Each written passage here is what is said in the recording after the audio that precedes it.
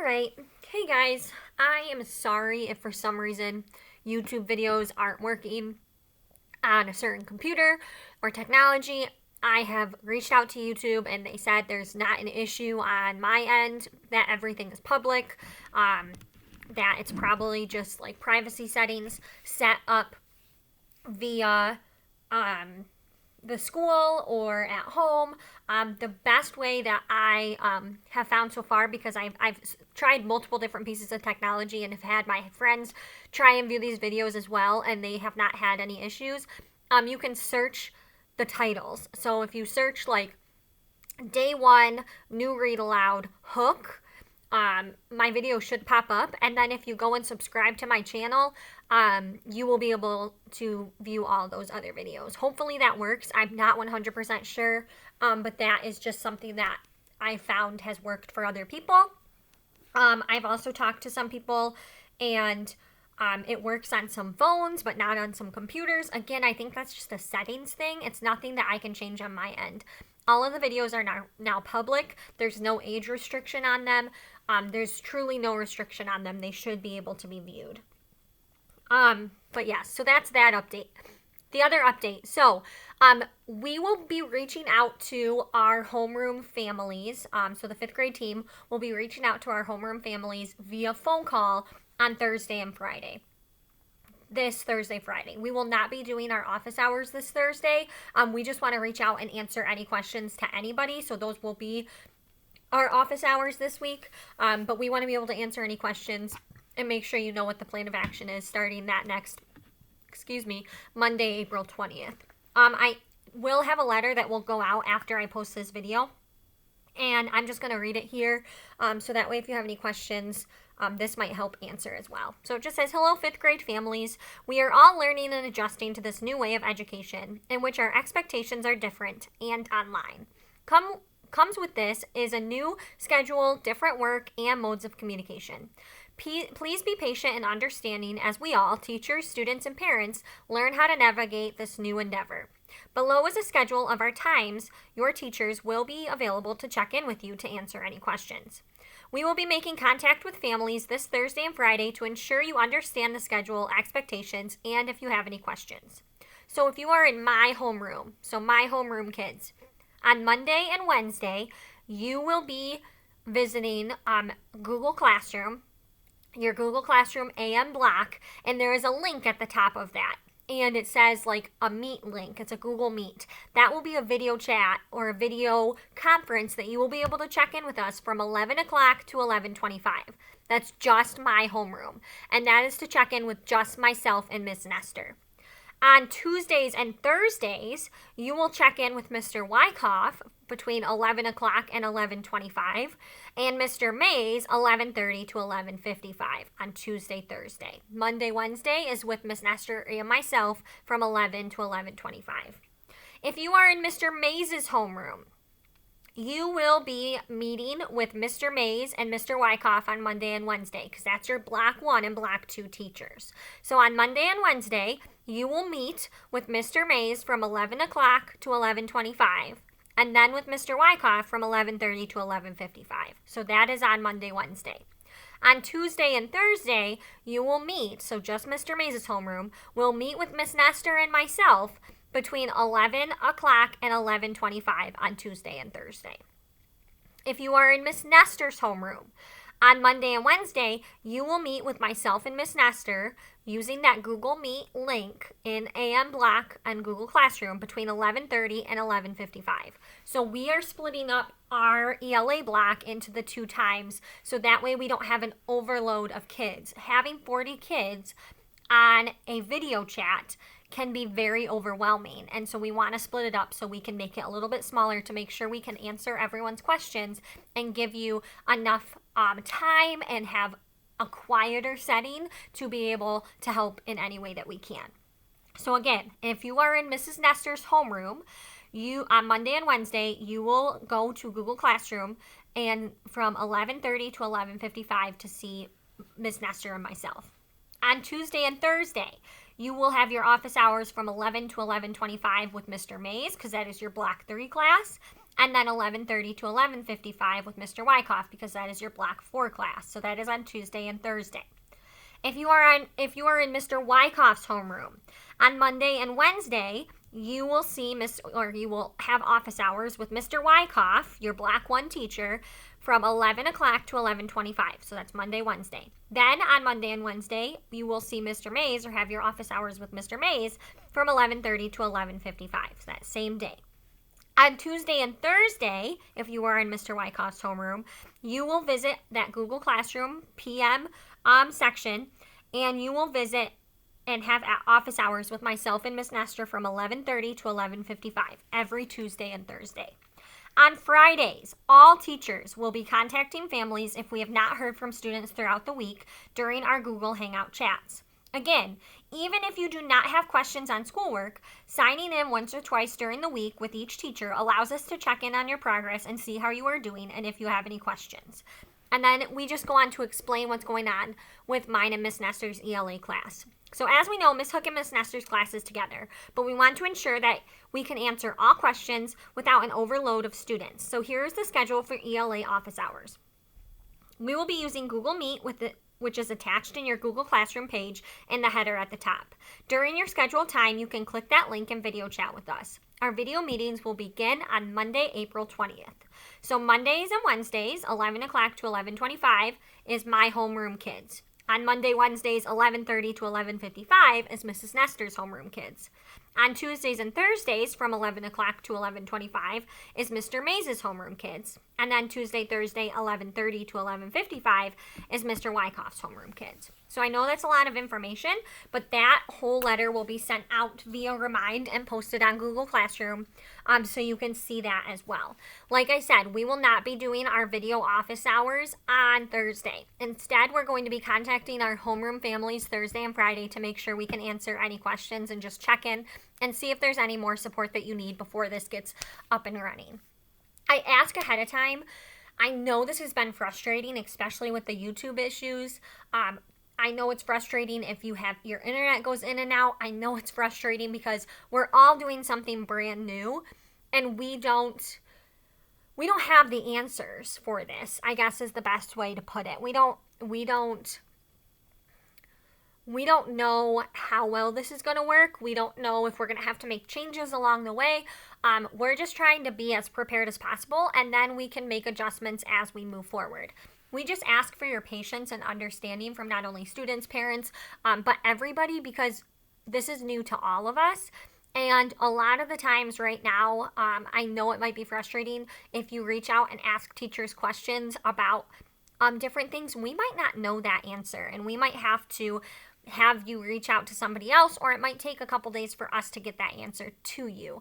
So please just be patient with us, because it is a complicated time, and we are trying to give you as much as we know when we get that information, and we are able to comprehend and understand what's going on as well. So just please be understanding and patient with us. All right, so I know I'm probably going to get a ton of questions about that. Please wait and see what message comes out with that email that I read at the beginning of this video. That will be posted as soon as I'm finished with this video. So just read that first before you reach out and have any questions. I'm going to try tomorrow to post a video on my school YouTube account and see if that changes anything. But I have had issues with both videos because I have posted over there too. So I'm really not sure. I don't really have the answer. I'm not hugely technology savvy. I know a little bit, but YouTube is brand new to me. These are just videos to stay in contact with you, to give you a read aloud, because I know that's one of my favorite parts of our day is when we do read alouds.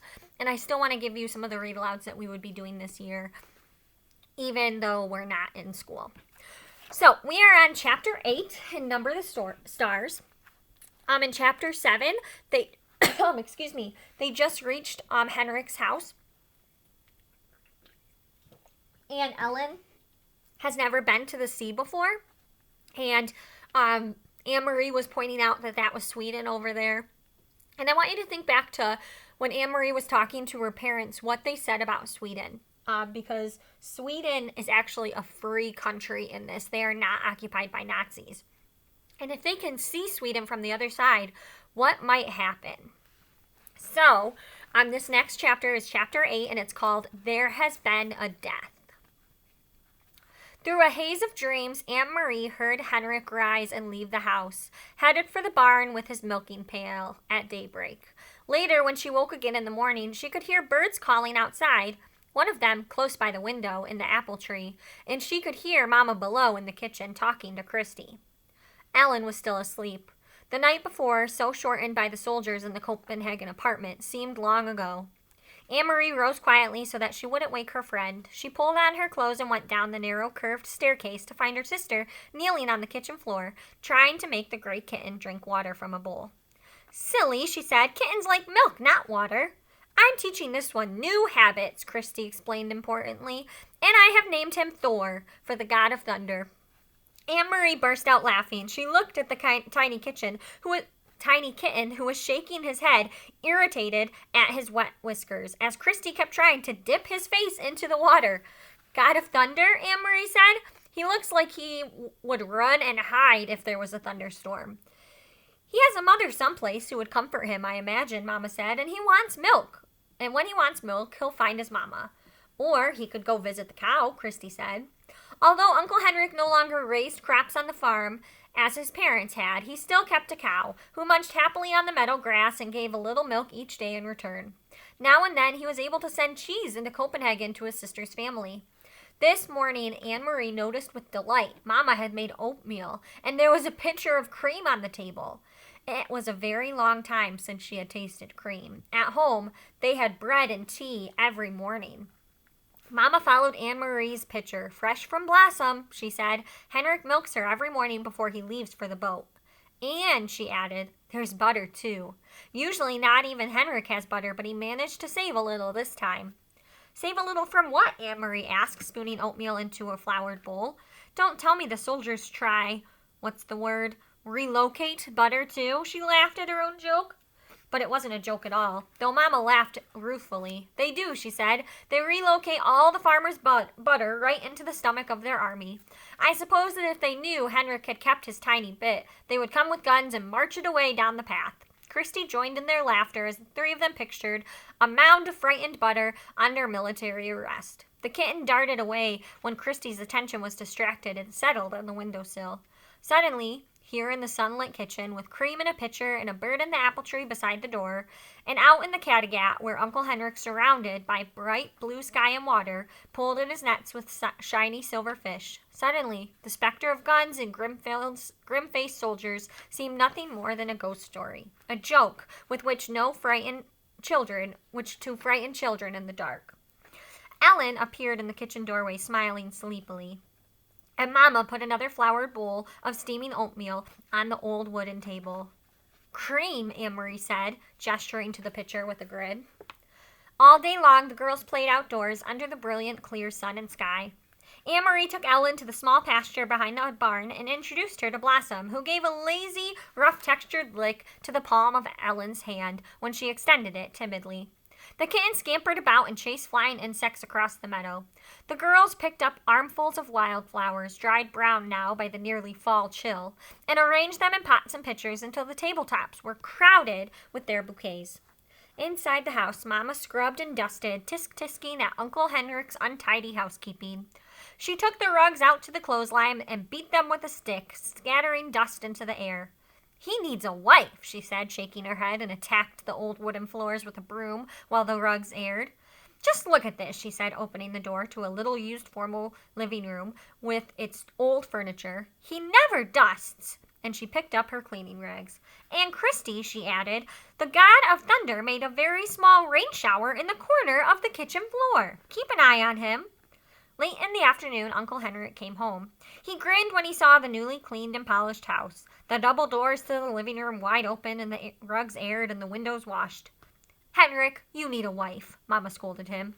Uncle Henrik laughed and joined Mama near the steps of the kitchen door.